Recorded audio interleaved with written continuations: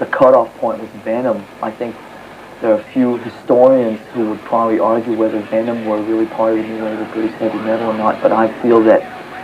they should be part of this simply because,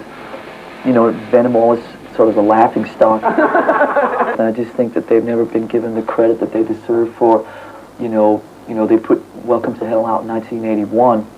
which I said was like the cutoff point, but I mean, they've influenced, I think, that whole thrash movement, which, you know, basically started with, you know, Slayer and so forth, and then all the sub-Slayer bands, and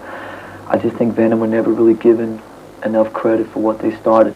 Initially, it influenced me a lot attitude-wise because,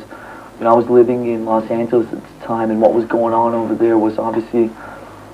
very far removed from what was going on over here attitude-wise, and just the way that,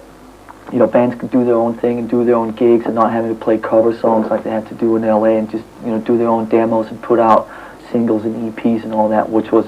obviously something that the new wave of British heavy metal movement had borrowed from the punk thing a few years before. But that obviously just, I think the attitude of just, you know, sticking to what you believed in and then not, quote unquote, you know, just adopting different musical attitudes and so forth just to, you know, get gigs or, you know, trying to get record deals or whatever. So obviously, musically, it influenced Metallica quite a bit in the early days with, you know, even,